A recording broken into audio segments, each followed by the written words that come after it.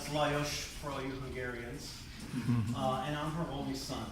And with me are two of her grandkids, Courtney and Anthony.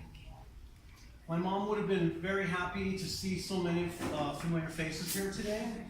So it really means a lot to me and the rest of the family that you're all here. So I want to thank you. Trying to sit down and write some type of a eulogy or tribute to my mom was extremely difficult. So many memories, so many memories kept coming to mind, and it was hard to keep from breaking down. But I felt it was important to honor my mom and to let you all know what a great person she was. She was the type of person that was constantly trying to take care of everyone before herself. She was always the last one to sit down at meals. She was always waiting for until everyone else was served before she even took her first bite. So she always placed other people's happiness above her own. As you all know, she was diagnosed with esophageal cancer in April. After roughly a 6-month battle, she passed away on October 11th. And she went through her illness the same way she lived her whole life. She didn't complain or want anyone to fuss over her, and she didn't want to inconvenience anybody. The whole process was very stressful on her, and due to the cancer, she lost a lot of weight. And I think she didn't want people to see her in that weakened condition. She was very proud and very dignified, and I believe that's why she hesitated to allow visitors other than family to come see her in the hospital. One of the things that she really loved was coming here to the church. She spoke very fondly of everyone here. She really loved the people here, and she got so much joy out of spending time here with you guys. And she really enjoyed going on the church outings, and many of those outings included her granddaughter, Courtney, who'd like to share a few words about her grandmother and how much she meant to her. One of my favorite memories with the church and with Grandma was when we went cherry picking. She always used to laugh at me and say, "Courtney, that's something we had to do. It wasn't a joy." And she always loved how much it made me smile to be able to do things like that, especially when we went with the church. And I have quite a few pictures of the group of us, and it was really one of my fondest memories. Also, there's the Catalina trip. I'm sure Toonie would remember.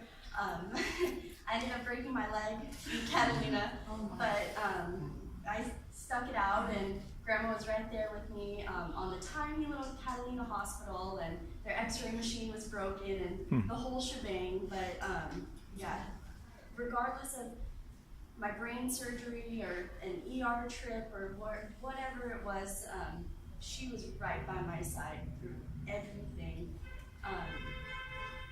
One of my favorite memories that's more recent is the trip to Hungary with Margaret and myself. She took me to Germany as a side trip, and she took me to the largest beer hall in Germany. And the room was just so loud, I could barely hear her, but we had such a great time. And you could already tell she was starting to get weak. I ended up having to push her around in the wheelchair for a little while, but she was a trooper, and she was a fighter all the way to the end, and I'm going to miss her very much, and that's all I have to say.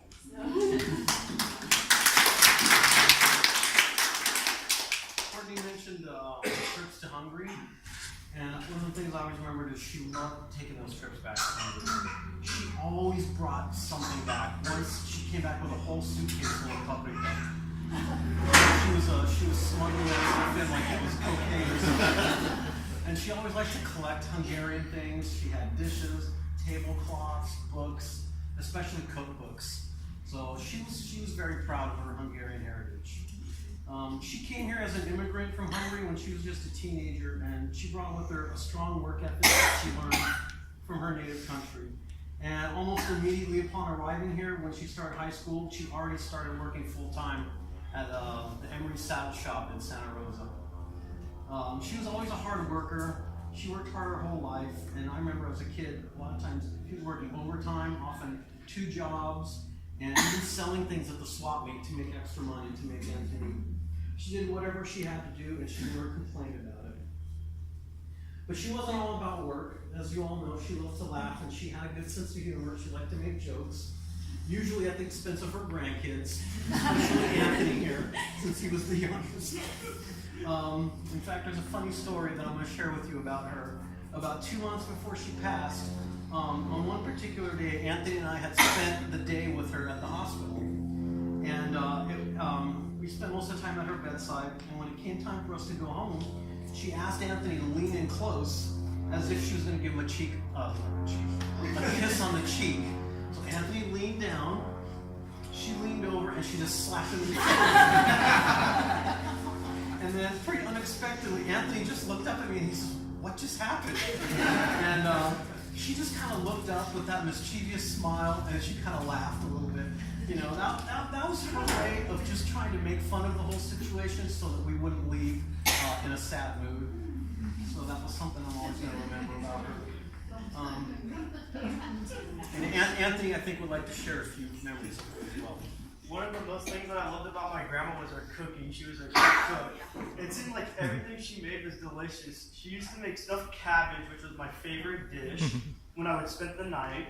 She also made kapustesta, another good Hungarian dish that I like. She would make fun of me and say that's peasant food, but I still loved it. It was great. And she also made palatschinta, which is a dessert for Hungarians, which I really, really loved. I'm going to really miss her cooking. Sometimes when I would spend the night, she'd get up at 5 in the morning on a Saturday morning just to make me Belgian waffles for me. When I was young, she also let me drink coffee, but said not to tell my parents. It's because of Grandma that I love coffee, and I love my iced lattes from my Coffee Bean Starbucks. And then another good memory is sometimes I would take her to church at Harvest, Orange County. It's a church in Orange. She really enjoyed going, and it just made my day to have her there. And just even after church, it was just a blessing to spend the day with her and catch up and just see how she's doing. Even though we went out to eat, nothing was as good as my grandma's cooking. I'm just going to go there.